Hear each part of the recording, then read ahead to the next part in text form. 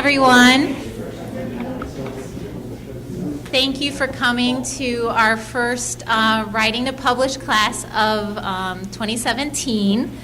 The purpose of this series is to help educate and local writers in the craft of writing and also in the publishing industry. There will be 4 events over the next several months. So please register for all of those if you're interested, or as many as you can attend. You can see those other events on the colored handout that's on your pile in front of you. I'm Amanda Flower. I'm one of the reference librarians here at the library, and I'm also the library's author in residence. So at the back table there, you may have seen a sign-in sheet where you can sign in for a 1-hour appointment with me with a one-on-one critique, which I do. Right now we're full through September, so I will be sending out an email probably early October letting people know when I'm available for appointments again.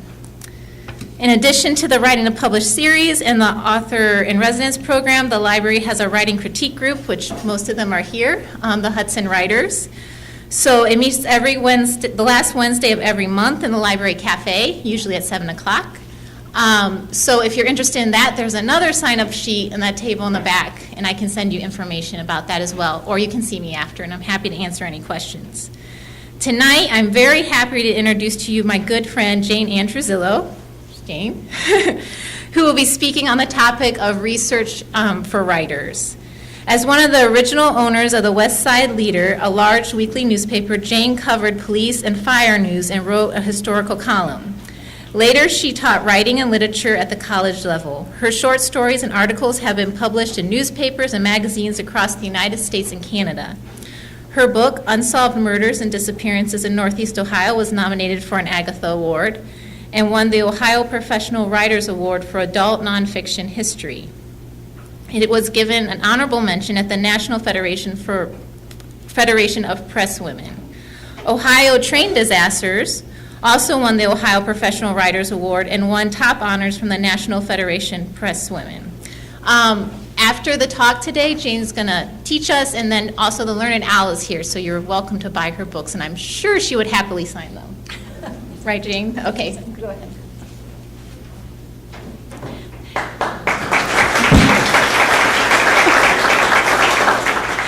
Thank you so much, Amanda, and thank you all. Wow, what a great crowd. And I love the fact that I see some familiar faces out there and some that I haven't seen for a while, but I'm happy to see each and every one of you. Research is a big topic, okay? There are so many places to go to get information. There's so many experts to interview.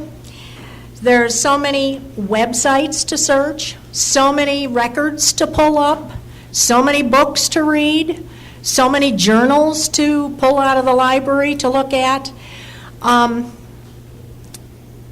I thought maybe the easiest way for me to tell you about research tonight is to talk to you about a research project that I've recently completed. And although this project was nonfiction, a lot of what I'm going to talk about you can use for fiction. So the other thing is that, if you have questions as I'm talking, please let me know. I'm happy to answer any questions that I can. So I'd like to start out, and I'd like to think of research as being, this is non-academic, okay, exploratory and specific. So exploratory is, when you get on the internet and you're kind of noodling around and you're just looking at stuff that, this interests me, let me look at this, Or you read an article in the newspaper or something and you think, oh, that's kind of interesting, let me just, let me see what else is out there on this. So that's the exploratory kind of stuff, and I do that quite a bit. Specific is when you drill down and you want to know the specifics, exactly, what happened, when, where, who, how old were they, why did they do it, and in my case, As maybe many of you know, I write about true crime, and I write a lot about women in true crime. So I want to know what their indiscretions were, and what their lack of morals were, if you will, and who they killed, and why, and what they used to kill them. So, let me see if I can get this thing to work. Now, like any job, you've got tools, right? So as a researcher and as a writer, you have tools. And I've put the most common tools up there, and I think the tools that are the most important. So the one is, of course, your computer. You got to have your computer. How are you going to go out there on the internet and look around? If you don't have a computer, what are you going to do for email? And of course, you have to have email. You got to have pen and pencil, and highlighters. Very, very important thing you have to have is some kind of a tablet or a theme book. And what you're going to do with this thing is to keep records. And you'll be very, very happy if you do keep records. You have to keep the dates that, perhaps you interviewed someone. You want to keep the date from that. You want to keep who it was. You want to keep their phone number. You want to make sure that you get the right spelling. You want to put in there whether you're going to talk to them again or whether they're going to get back to you, and you want some kind of a date in there so that you can go back and look so you don't forget things. Because believe me, you're going to be, if you're writing something that you are researching, whether it's fiction, nonfiction, children's, whatever it is, you're going to be throwing a lot of balls in the air. And this theme book is going to keep you, sort of down to earth and keep you grounded so that you know where you are and who you've talked to and whatever. If you're writing nonfiction, you will need it for bibliography. Now, don't freak out when I say bibliography. You've got handouts on your desks there that have websites. And there are a couple of websites on there for bibliographies, and all you got to do is just plug in the name of the author, plug in the book, and it just does the bibliography for you. So don't worry about that. No matter what you're writing, you're probably going to want an acknowledgement in your book. And so you want to keep those names that have helped you, and you want the proper spellings, and you want to be able to acknowledge them in the book and what they did for you. Okay, then you got to have a library card. Get a library card from every library that you can possibly think of. I have library cards from all over Cayuga County. Summit, of course, is mostly just Akron Summit County Public Library. Medina, I've got Medina County Library, because they have a lot of, it's kind of obvious, you might want to take books out from there. You're going to talk to librarians from there. You are going to want to go on their site to, they have many things that you can, like Ancestry, okay? Ancestry.com, you have to pay for that if you get a subscription at home. You go to the library, you don't have to pay for it if you've got a library card. There are classes that you can take from the library if you've got a library card, okay? So it's very, very important. You need a telephone. Now, you need a telephone because you can take pictures with a telephone. A lot of times, I have run into maybe didactics. I've wanted to, I don't want to stand there and copy down the words, every single word, so I just take a picture of it, and then I have it. Sometimes you may go out someplace, you're researching, and there's something that you see that you want, but you're not allowed to scan it, you're not allowed to copy it, but there's nothing saying that you can't click it with your phone, with your iPhone or whatever you have. The other thing that I like about the telephone is it's kind of instant gratification for me. I know a lot of people, if they want to get an interview with someone or they want to get some information out of a certain library, historical society, or from a certain expert or whatever, they email them. Well, the problem with that is that, number one, they don't know who you are. They get the strange email comes through. You may have the wrong email address. They may open it up and read it and say, oh, well, I'll get to that later. Or it may just go into a black hole. But if you got a telephone, you pick it up and you call them, and, they're right there. They have to answer you. So, they may say, well, you'll have to get back to me, and that happens quite a bit. But at least you've talked to them. They know who you are now. They know what you want. And they're more likely to want to help you. So the phone is very useful. A car. Car is very, very useful because,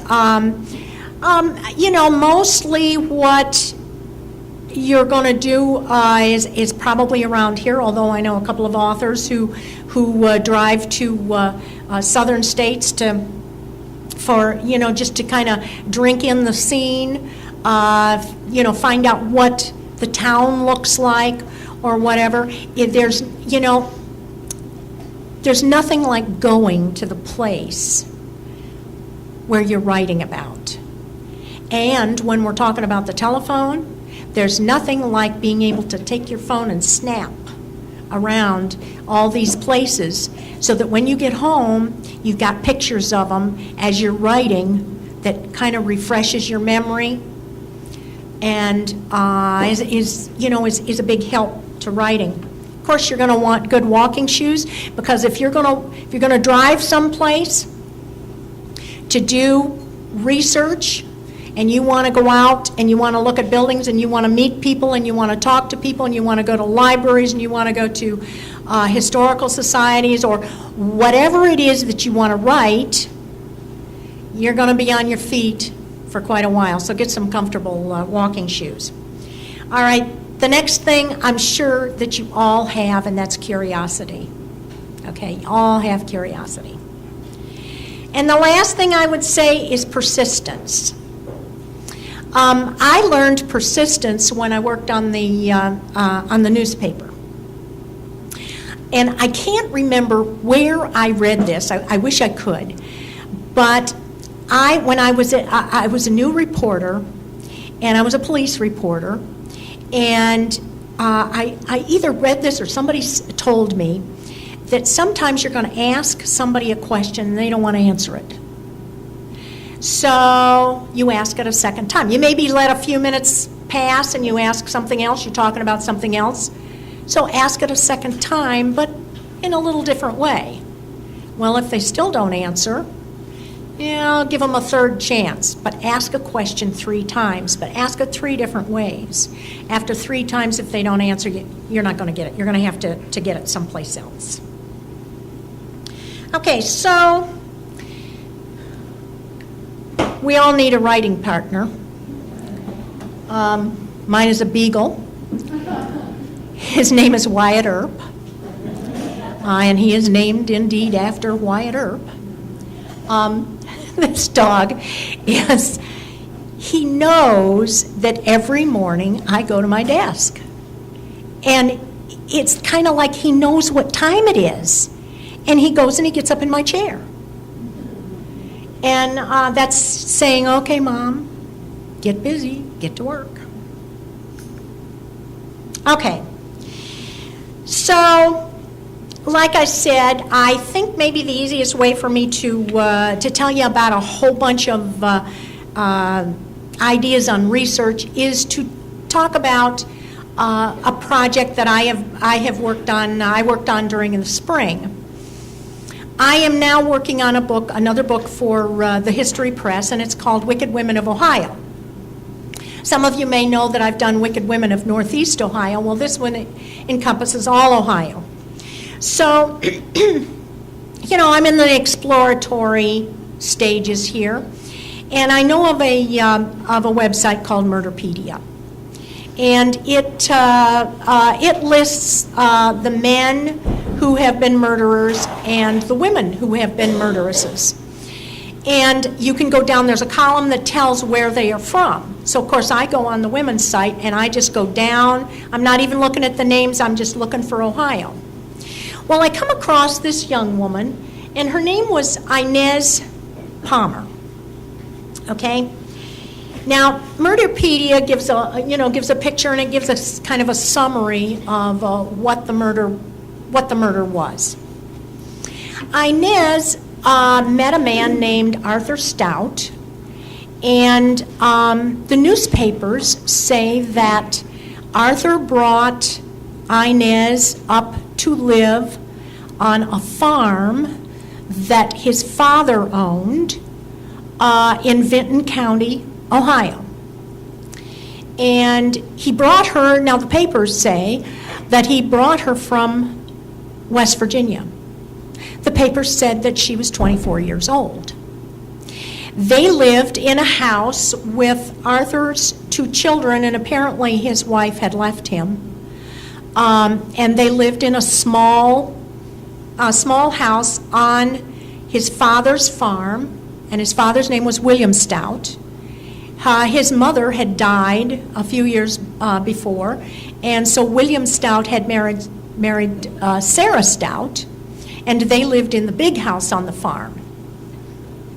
Well, Sarah took a disliking to the fact that Arthur was living with a girl or a woman that he was not married to. So she went to the Justice of the Peace and had a warrant sworn out for him. So he was arrested.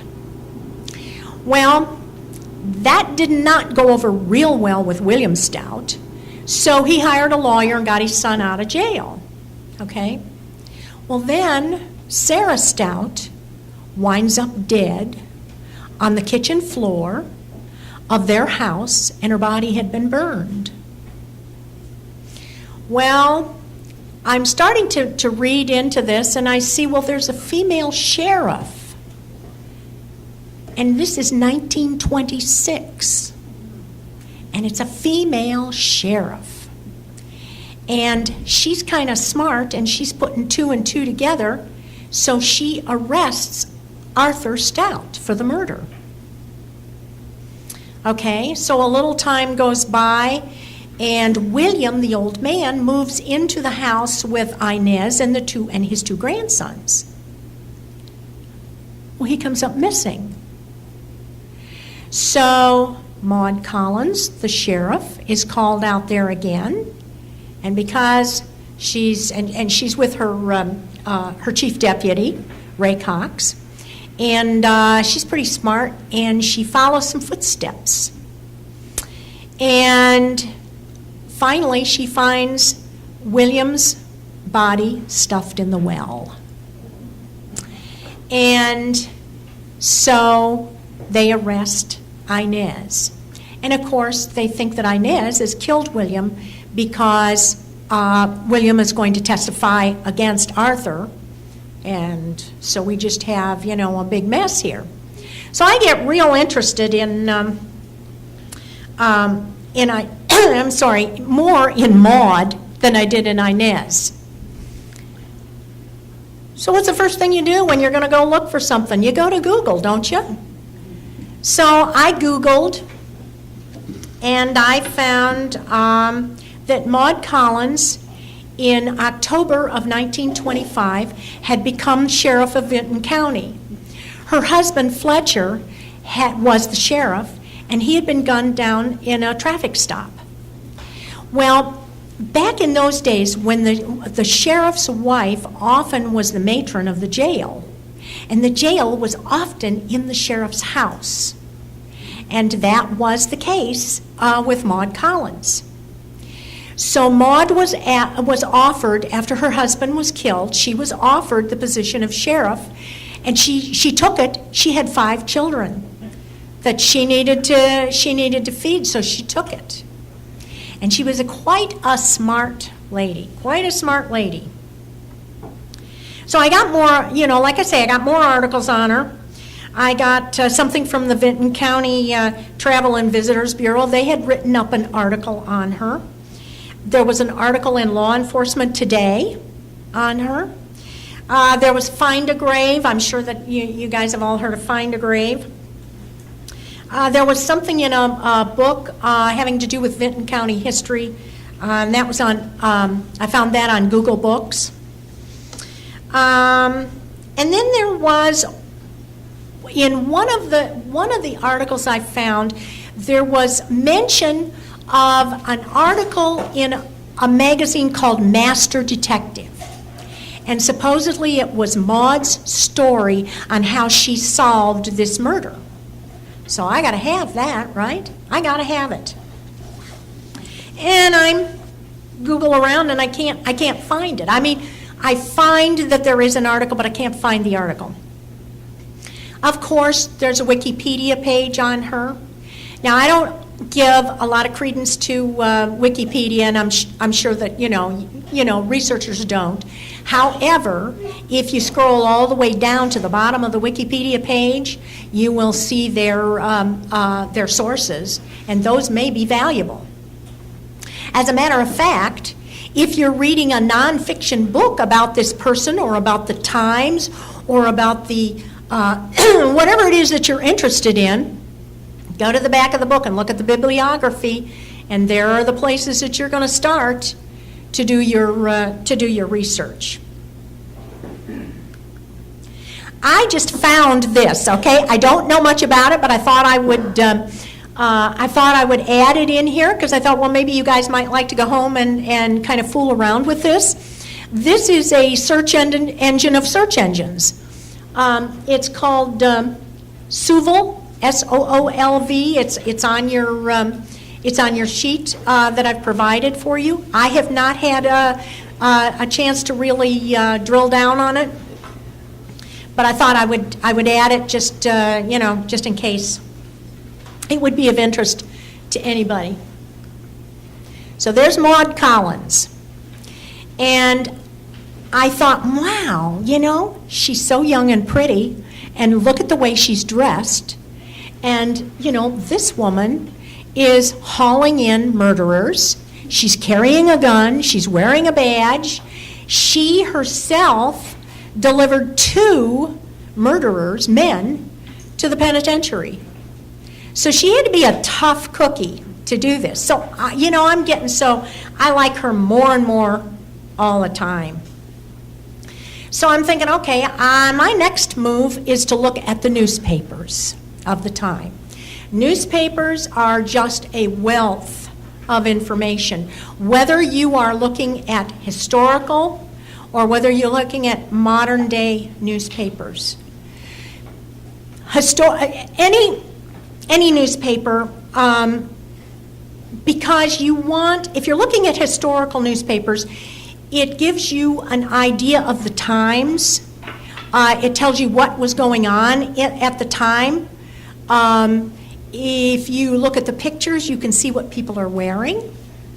You can see what the businesses were at the time. You know what's important in the town, what the people in the town are talking about. And that is even true with modern day newspapers. So suppose you want to write something, you're going to write a novel that takes place in North Dakota. You want to find what the North Dakota newspaper is. And of course, you're going to find that out either by Googling or you're going to go to the library. And you'll find out what's going on in that particular town. Suppose somebody in North Carolina wants to know what's going on in Akron. They're going to write a song. They're going to write a cozy having to do with Akron. I can't imagine why they use Akron, but anyway. So they're going to go to the Akron Beacon Journal, and they're going to look. Well, if they've looked in the last couple of days, they can see. Well, yes, we're talking about the storms and the floods in Texas, but we're also talking about the police chief that just lost his job. Hold on just a second, let me get up.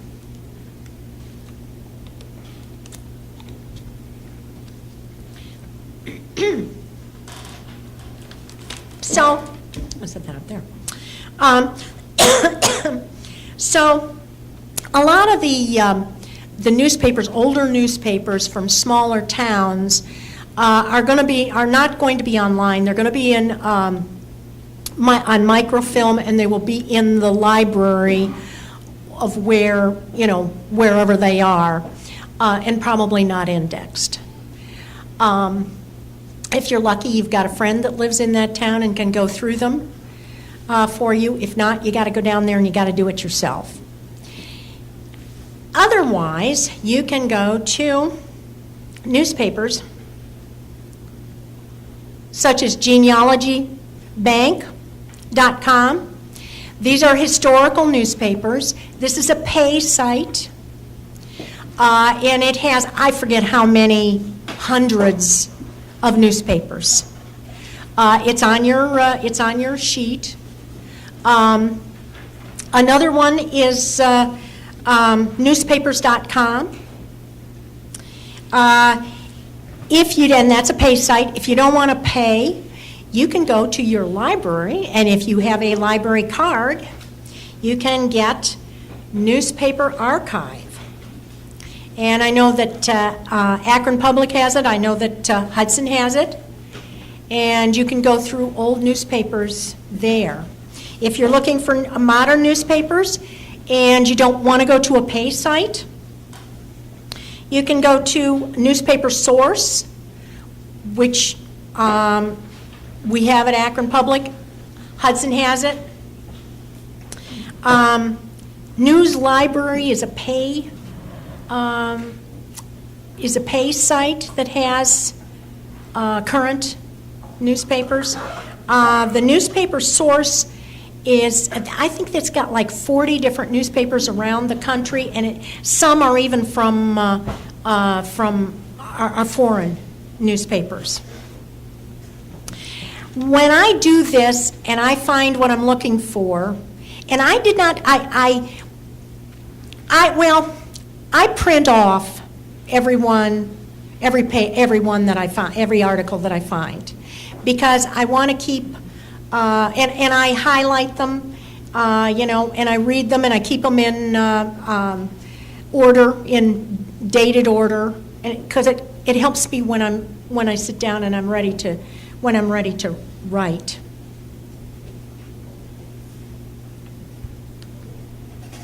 Next thing is, okay, I got to find out where this Vinton County is. I have no idea where Vinton County is, never heard of it before. Well, I find out via the atlas and my maps that it is 3 hours from here. It's south of Columbus. And I've gone on the Vinton County website, and I see a photo of the courthouse and a photo of Main Street, and the county seat is MacArthur. And I see that there's a thing you can click on, administration, and there's a thing that tells you who the mayor is and, who all the people are. There is also a tourist link, and there's nothing on there. So I'm thinking, okay. So my next step is to call up the Vinton County Library, which is called the Herman Westcoat Memorial Library. Yes, they indeed do have the newspapers from that area. The newspapers from that area were the MacArthur Republican, the MacArthur Democrat, and the Vinton County Courier. The Vinton County Courier is the only one that is still publishing. And like she said, well, we have these newspapers, but we don't have an index. And I'm thinking, oh, good, and that meant they didn't even have the years. So I would be going through, a ton. She says, well, but she said there is a historical society. She says, I think they might have some stuff. And I thought, one of the reasons that I called the library is because in my experience, a lot of times when there's something big like this, the library will have a whole folder on it. They will have cut out all the things in the newspaper. They may have pictures. They may have primary materials, like letters, diaries, things like that, manuscripts. But no, this library didn't have any of that. She said, well, why don't you check the Historical Society? Okay, so I checked the Historical Society, and it takes me a little while to find out that the Historical Society is called Alice's House. And there's a very lovely picture of Alice's house. It is a Victorian house, and there is a phone number, and there's an address, and there's not much information on there. It says, that they're interested in genealogical and historical materials on Vinton County.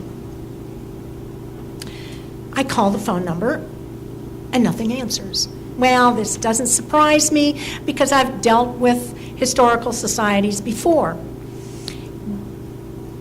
Big city historical societies are generally open year-round, and they will have hours, that are, they might be open, 6 hours a day, maybe, 4 or 5 days a week. Small historical societies like this are open for 15 minutes every fourth Thursday, So, and I know that's what I've run into. So I look around a little bit more, and now the website has a lot more on it.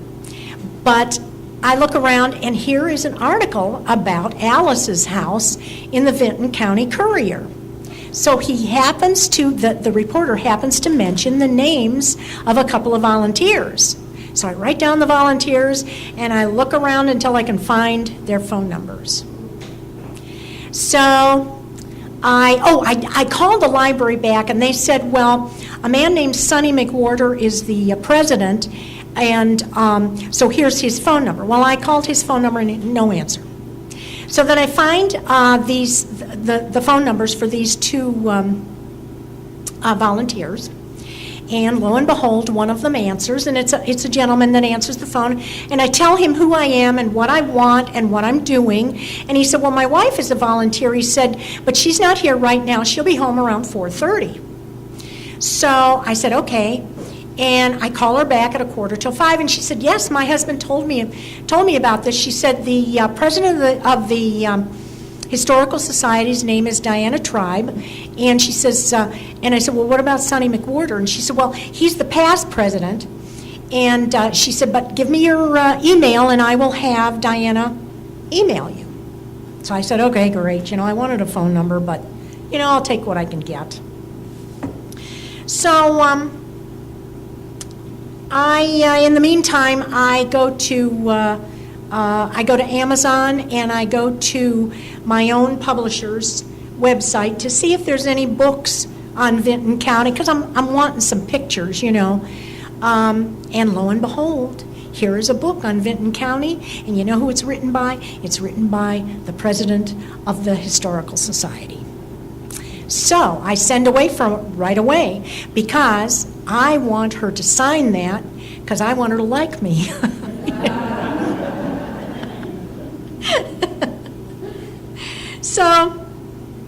So anyhow,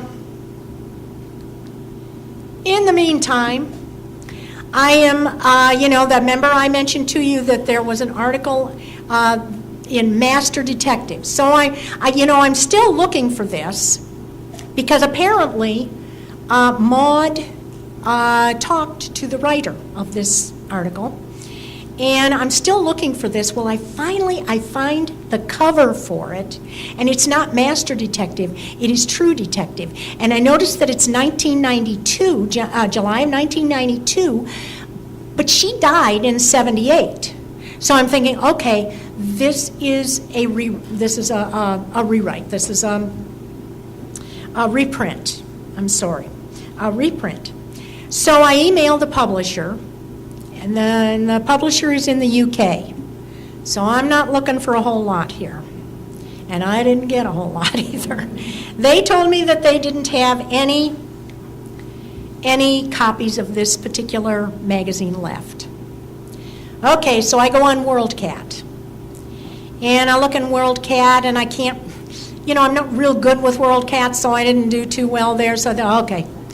I call Akron Public Library. She looks around, and she says, well, I think Kent has a magazine. Bowling Green has a magazine. Michigan State has a magazine. So I call Kent, and I get a student, and she didn't know even where the magazines were, I don't think. So I call Bowling Green, and I get a librarian that is wants to be helpful. She goes on WorldCat. She's looking, and she says, "Well, I think Michigan State has it." She said, "We have the magazine, but we don't have 1992." So I call Michigan State, and she is also very helpful. And she said, "Well, we only have up to 1988." Oh, great. Okay. So I'm thinking, okay, what do I do now? Well, how about the Library of Congress? So I go to the Library of Congress, and no, they don't have it. Okay. So I'm pretty much stuck. I have one last trick up my sleeve, and that is the New York Public Library. And they had gotten me some photographs for the last book that I did for Unsolved Murders and Disappearances. They got me some photographs of some old doctors. So I thought, well, maybe they can help me this time. So I go to their website, and I'm noodling around, and I find that they have live chat. I don't know whether, do you have live chat here? Yeah, it's really great. So I get on with this librarian, and her name is Nora. Love Nora. She is not going to let this go. She is going to find this article come you-know-what or high water. And it takes her 13 minutes. She goes through, she tries WorldCat, and then she tries something called the Hathi. I have not tried this. I have not really. The Hathi Trust Digital Library, which is it's a compilation of libraries of college libraries, college and university libraries. So she goes on there. She looks. I don't know how she finally found it, but she found my article, and she said, I found it. Where is it? Well, it's in the Royal Library of Scotland. I'm thinking, okay, here we go, but it's better than what I got now. So she said, well, so she gives me the email address. So I thank her very much, and I email the Royal Library of Scotland, and I tell them what I'm looking for. A day later, I have the article. I've paid $8, and that was it. I had the article. And there it is. So here, and I look in this article, and here's all these wonderful pictures of the murder sites and everything. There's pictures of Maude in there. There's pictures of, that's Inez, the murderess. That's a picture of Maude, but it's not a very good picture of Maude. Maude was actually very pretty. And the house in the center, that's where one of the murders took place and everything, So now I'm stuck. I'm thinking, but I don't have the pictures. These are not printable pictures, So I don't have the pictures. So I'm going through all of this stuff, and I've got by now. This is what my desk looks like. Yeah. Can you take a picture of the picture? No, that was not, because you see, it was scanned, Okay. and it was sent through. And copyright, I wasn't too sure about copyright. So, and I know that some it's okay to take from 1928 forward, but I wasn't, I didn't want to take the chance. So like I say, this is what my desk looks like now. And my file is that deep. I am not kidding you, it is that deep, okay? So anyhow, I know it's time to make the trek down to Vinton County. So I talked to Deanna Tribe, and I tell her I'd like to come down, and she said, okay, let me get together with Sonny McWhorton, because Sonny McWhorton was older. He had been the president of the Historical Society for quite a while. He was a trustee in the township. He took care of the cemetery, and his family was around when this murder happened. And he lived next door to one, or I can't remember whether he lived next door or his best friend lived next door to one of the murder houses, okay? So we get it all set up, and I know how to get down there, and like I say, it's 3 hours, and I am driving into, it's beautiful country, but there's just nothing.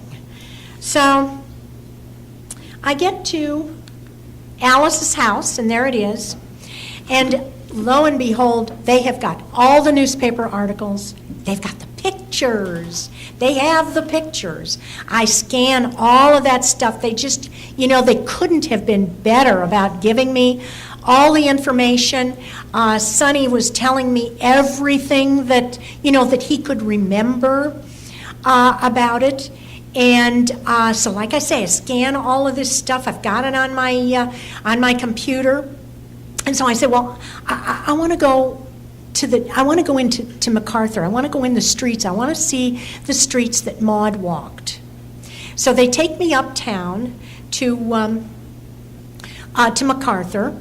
First of all, they take me to the courthouse. The front of the courthouse is new. We went to the back of the courthouse, and the courtrooms where the trials took place, the doors were locked, so we couldn't get in there. They take me to the jail, which, remember, I told you was Maude's house, and where she raised her 5 kids by herself as sheriff. And they had built it on, that is now the police department and the jail, and they had built like a front piece on it that was serves as the lobby and for the dispatcher.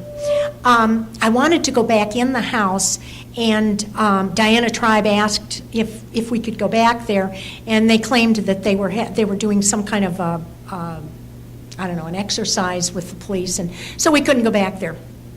So I said, well, I want to go out in the street. That is downtown MacArthur. Okay, and so these are the streets that that Maude walked. I thought this was especially charming. Hotel MacArthur has kind of a Spanishy flair, I guess. I don't know. I don't know whether it was there when Maude was there or not, but I took the picture because I just thought it was was funny. So.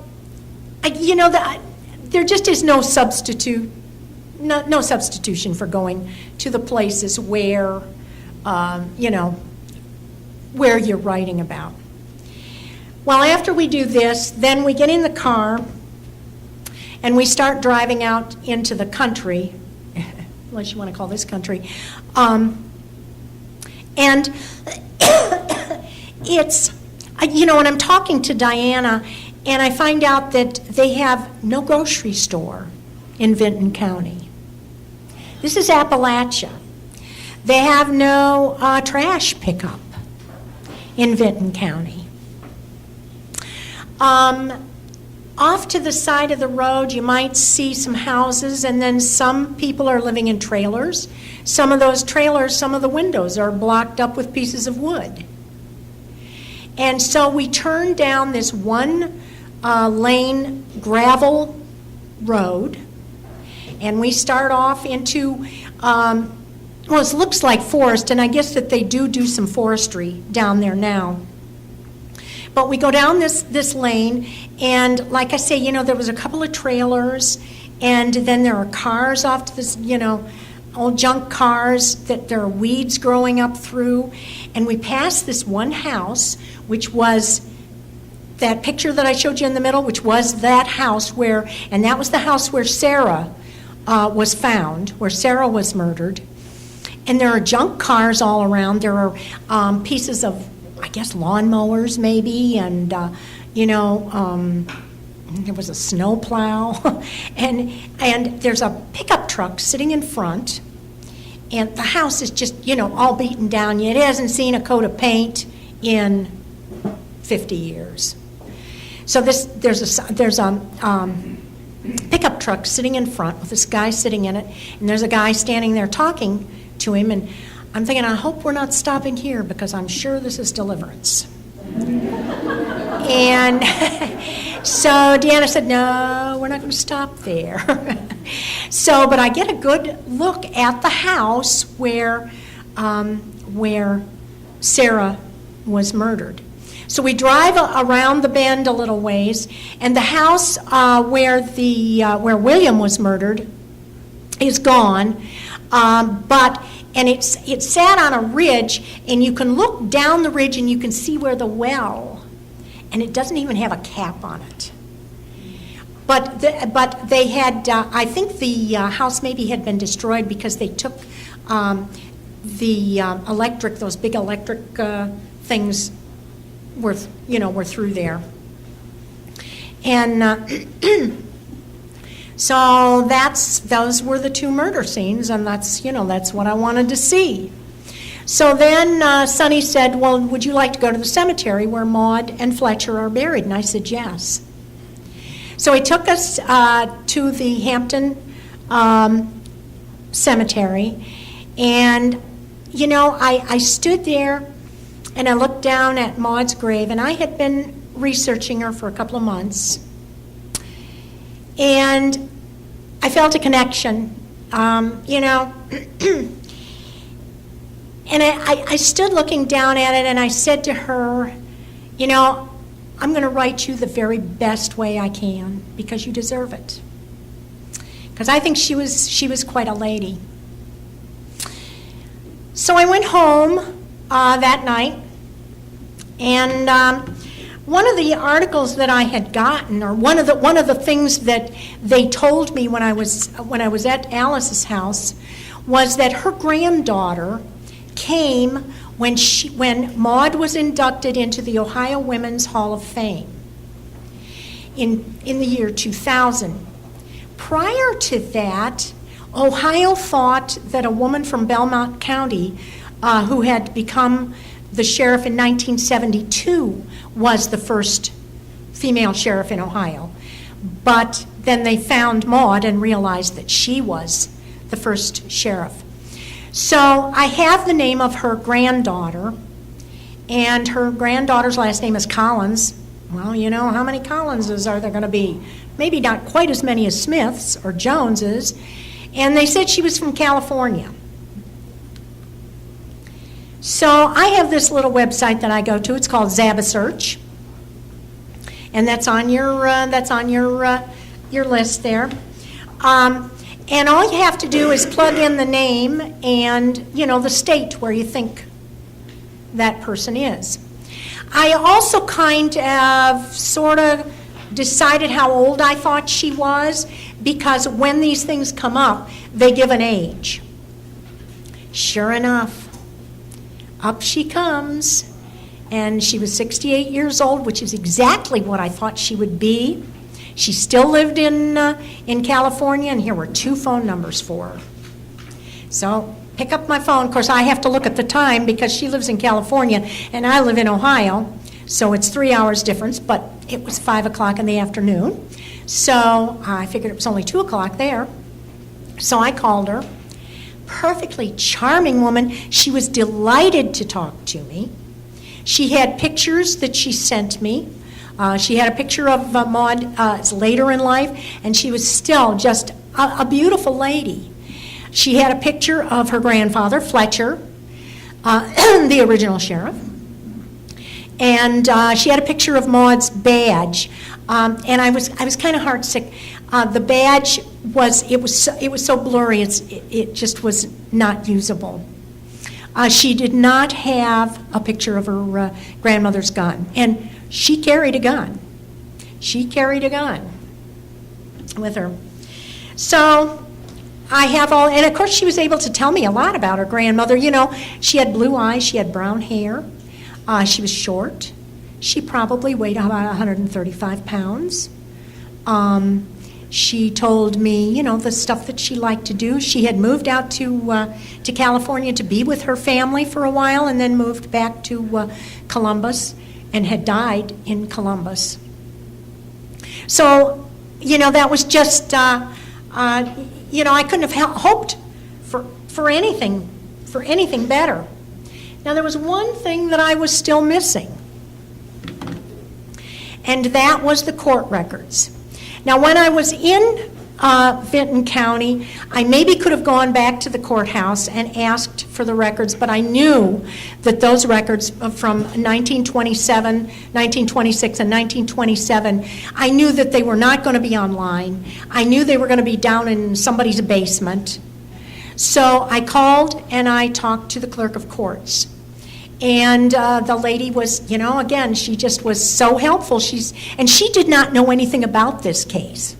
But she said, I know that those years are in books, and they're down in the basement. She said, give me a couple of days and call me back, and I'll see what I can find for you. Gave her a couple of days, called her back. Sure enough, she said, yep. She says, I've got them. She says, there's a lot here. And I'm going, oh, eureka. You know, there's a lot. That's what I like to hear. And I said, is there any chance I can get copies? And she said, well, yeah. She said, some of them are in kind of bad shape. She says, I'm willing to try to copy them for you, though, if you'd like. And I said, oh, would I ever, you know? And so she says, well, call me back in a few days. And I called her back in a few days. And I talked to another lady, picked up the phone, and I told her who I was, what I want. She goes, oh, yes. She says, I helped her copy these things off. She said, I know all about this case. She said, I remember when Maude was inducted into the Women's Hall of Fame in Ohio. And she said, yes, she says, we were able to copy them all off. She said, some of them are going to be kind of hard to read, but, you know, she said, give me your address and I'll send them to you. And I said, oh, fine. I said, just, you know, put up an invoice in there, you know, because I want to pay for the copies and everything. And she said, sure thing. So that was a Wednesday. I had all of this on Friday. And so you can see, Inez Palmer, murder in the first degree. Okay, so in the meantime, I've got just about everything that I can get on Maude, but I don't, and I've got everything that I need for William Stout, from Sarah Stout, for Arthur Stout, but I cannot find that much about Inez Palmer. I can't find anything about, I have been on Ancestry, I've been on Family Search, I've looked at birth records, death records, divorce records, marriage records, and I can't find Inez Palmer. So this is very, you know, very kind of strange to me. So, okay. The only, one thing that I remember from the newspaper articles about her, they had said that she was 24 years old, okay, in the newspaper articles. They had said that she was from West Virginia, okay? So that's what I'm going on. They also mentioned that she had a brother named Lawrence Palmer, okay, which was, you know, which was good to know. So I'm thinking, okay, what do I do now? Well, I find a couple more news articles. One was from Christmas of 1937, and it says that she was pardoned. Then there is another news article that says that in 1942 she left and went to California and died out there.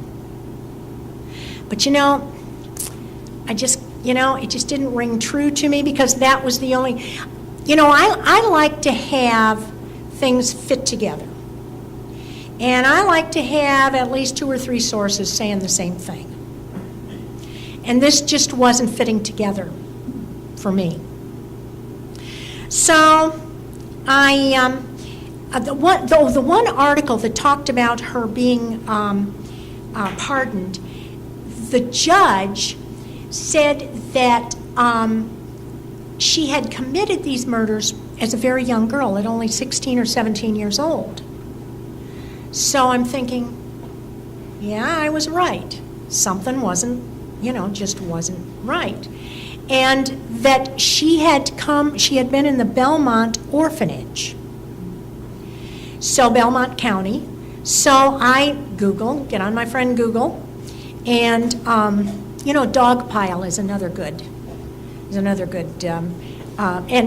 it's listed on your sheet there.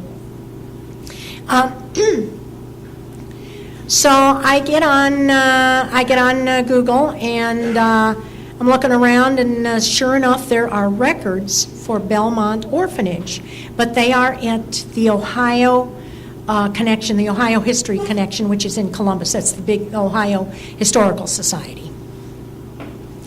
And I call them up and I say, do you actually have these things? And they said, yes, they do have them. And I said, well, do you have prison records? And for Marysville, because that's where she was sent to Marysville. And they said, well, yes, but you have to have the prisoner's number, because they aren't in any order. So I'm thinking, oh great, how am I going to get her prison number? Okay, well there's only one way that I can think of. I got to call the prison. So I call Marysville. I figured, can they tell me? No. They can tell me no. But I got a hold of this records clerk, and he was really interested in what I was doing. Told him who I was, what I was doing, what I was looking for. And he said, well, he said, I'm only allowed to give you so much information. He said, but he said, there really isn't much information on Inez Palmer. He said, her name was Inez Belle Palmer. And of course, while I'm talking to him on the phone, I am on Ancestry, and I'm pulling up census records for Marysville Prison, and indeed she was Inez Belle Palmer. So I have another clue now. I've got a middle name. And he said she was 19 when she was brought there in April of 1927. So I knew she was younger than than 24. And he said, I can give you her prison number. He said, that's all I have. And I said, that's good. I'll take the number. He was so into it. He said, he says, I'm looking through some of these old ones. He says, how about Velma West? Have you done Velma West yet? And I said, as a matter of fact, she's in my Wicked Women of Northeast Ohio. So he names off a couple of others, He was really into it, and I said, well, thank you so much. And he says, listen, my name is such and such, and he said, if I can help you again, he said, just give me a call. So, this is a prison I'm talking to, And so I've got her prison number, and I know that there are some records at in Columbus. So I head down to Columbus one day, excuse me, to the Ohio History Connection. I found her in the orphanage records, and of course they are not, they're not indexed anyway, but they were by year at least. So I'm just going through and I think, well, the best I can do is just look for Palmer. Well, I'd be doggone if I didn't find Ina, I-N-A, Palmer. And I'm thinking, could that be my Inez? And I looked down at her. She had brothers and sisters, and sure enough, her brother's name was Lawrence. So I knew that this was my girl. She was born in Belmont County in 1909, in December of 1909. It gave her parents' names. Her dad had apparently given, I think there were 9 kids, given these kids up for adoption. His wife had the flu, and she died of the flu. And so he had all these kids, I guess, and gave them up for adoption. Then he did take 2 or 3 of them back, and she was one of the kids that they took back. but I found out what I needed to know. Now I had enough on her that I could go and find out, what happened to her after she got out of prison. And I just simply did it by, ancestry and family search, and I would just go from one to the other, and I'd find, this clue here, and I would match it up with this, and pretty soon I found out that she married a grocer, a guy that apparently took groceries around to houses. And he later started a grocery store and a restaurant. And that restaurant still exists today. And it's in a county down by the river. So I did not, very often, when one of my women, marries or something like that, I will put I will say that she married so-and-so, but I didn't do that. I'm not going to do that in this chapter because, the family is still obviously operating this restaurant, and maybe they didn't know that their grandmother was a murderess, So, and the last thing that I learned about her was she was quite a character. Apparently, while she was in prison, she and one of the maintenance men took a liking to each other. And she was either teaching him to drive or he was teaching her to drive. And she worked in the matron's house. And so she was allowed to come and go. Well, this kind of ticked off the other inmates, the other women in the prison, not to mention the maintenance man's wife. So this was brought to the attention of the Ohio State authorities, or the prison authorities, and so they removed that matron and put a new matron in. So, the last thing I guess I'd want to tell you is, whatever you're writing about, the library is just, you can Google until the end of time, but you don't know what you find on Google is necessarily true. But what you're going to find in the library probably is. There are books on associations. If you want to write something on quilting, there is a book in the library that you go to this book. I might even have, I'm not sure if I remember the name of the book correctly or not. Encyclopedia of Associations, and there's probably more than one book like this. But you can go down and look for quilting, and there will be somebody there that you can talk to about it, that you can interview about it. So like I say, get as many library cards as you possibly can. And use your library. Google is a great place to start, but you really can't beat the library. So, okay, like I said, I have this writing partner that keeps me focused, and so at the end of the day, he looks at me, I'm not kidding you, he looks at me like this, and I know that means, Mom, it's dinner time. So, and then, once Wyatt has had his dinner, I have a glass of wine and and that author happens to be sitting in the back of the room there, and I have a glass of wine and I'm reading somebody else's books. So, anyhow, I'm questions, yes. Mm-hmm.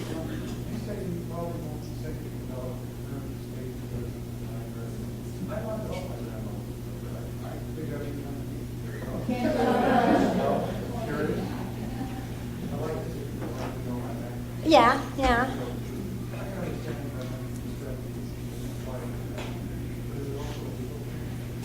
It could, not really. I'll tell you a little story.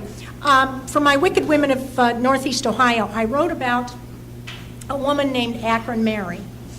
And she wasn't a bad person. She was a gangster's girlfriend. okay?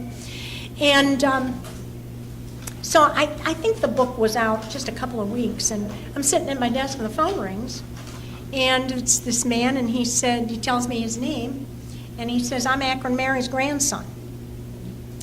So I'm thinking, oh boy, I hope he likes the way I wrote her. And he did. And I could not find him because Akron Mary had 2 kids, and a boy and a girl, and he was the son of the girl, and you see, I had no idea who she married. So I couldn't find. So, you never know who knows what. So as we were talking, I asked him where he lived, and he told me, and he lived right behind me. So like I say, and you know what? No matter what you write, and how careful you are, and how hard you research, like I say, there's always going to be somebody that knows something, and you don't know that they know it. You don't know who they are. And there's always going to be somebody that, you're going to go out and do a talk someplace, and they're going to raise their hand, and they're going to say, well, that's not true. That's, no, she didn't do that. That's not the right, that isn't the right year. So, those things happen, and they happen to the best of us. So, yeah. You don't have a well on your property, right? No, I don't. The question I have, you mentioned the sheriff, you talking with the granddaughter in Uh-huh. California. Mhm. But you also mentioned she had 5 children. Yes, she did. Was there any connection with the other children or any other? I could have if I wanted to. I had enough information that it was time to move on because I have a deadline for this book, and I've got I have other women to write about, and I got all the information that I needed. Will I go back sometime? I very well might, because I would love to do a book on her. And I don't mean to monopolize, but one of the resources that I've used is school records. Okay. I don't know if you think of it. Sometimes school records will be on Ancestry. Yeah. And it depends upon how old they are, whether you're allowed to look at them. It's a legal thing. One last thing. Mhm. Is when do you know when to stop the research? When you keep running into the same thing all the time, pretty much, that's what I look for. Oh, she's next. Go ahead, Carol. Is it complicated to get permissions for photographs?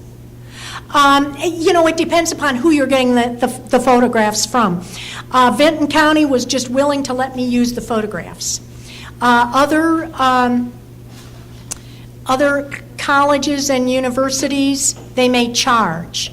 The Ohio Historical Society, they charged me a nominal amount and I got photographs from them for different.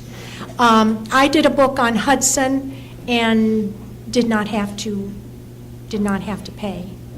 So it just depends. Okay, there was somebody. Yes. This is related to the story, but what about Inez's live-in boyfriend or whatever at that time? Did he get out of jail? Because No, he died. He died in prison. Yeah. He Yeah. was part of, Yeah. Oh, yeah. Yeah, well, no, actually, I think she committed the murders, but he kind of, yeah. So, okay, in the back there. What year did Maude pass away? I'm sorry, speak up a little bit. What year did Maude pass away? She died in 1978. She was born in 1884. 1883 or 1884. Yeah. Yes. how long did this take you from start to finish? This took me a couple months. Not a year.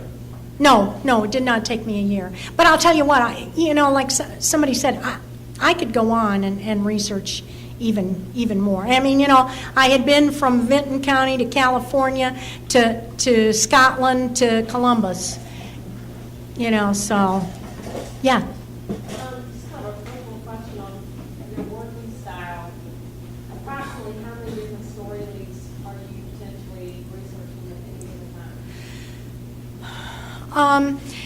Usually heavy research, only one, but I may have, you know, as I'm looking around, I know of other people I'm going to write about, and I may see something and I'll print it off and keep it in that file. But generally, I'm only, you know, I'm kind of like a one-track, yeah. Yes? So it sounds like you did a lot of research for that story. My question is, when you get ready to write that, is it a challenge to know what to leave out? Yeah, some yes and some no. I know right away. Like I knew right away I was going to leave out Inez's family.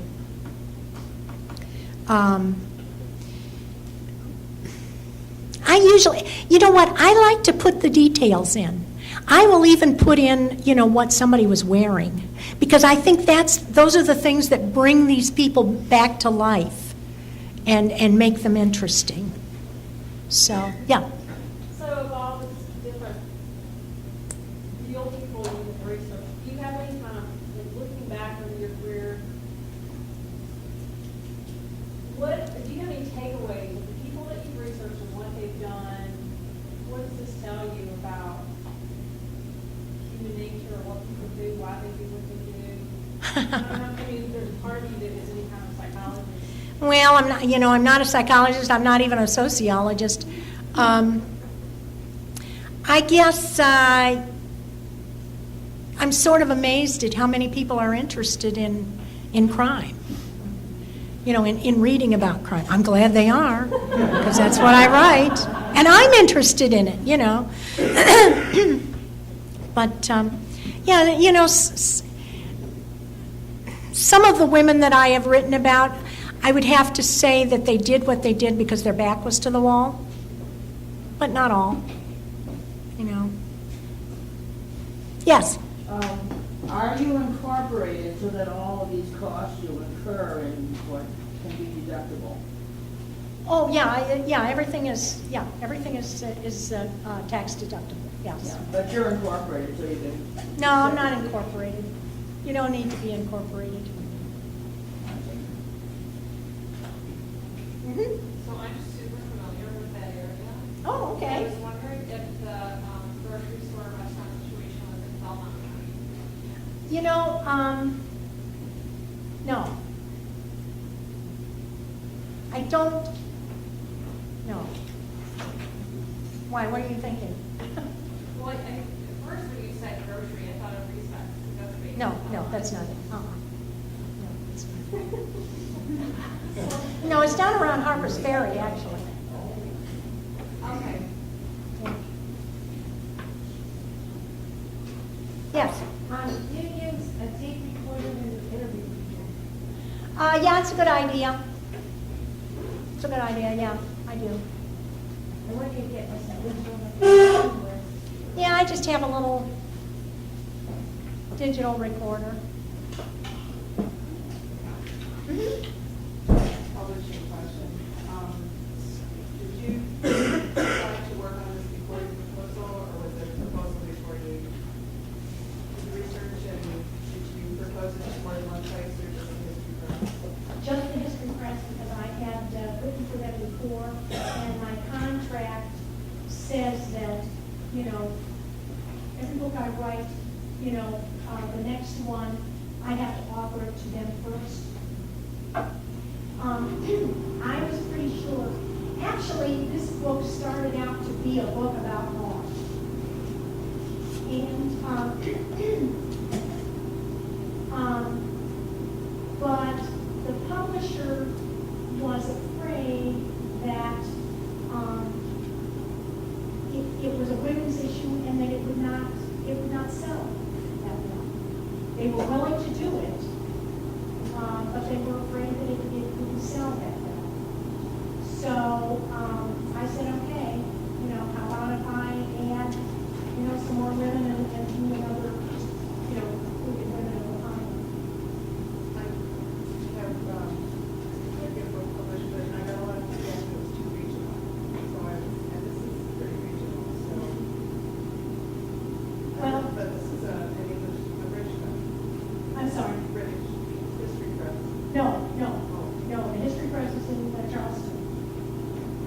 They are Arcadia,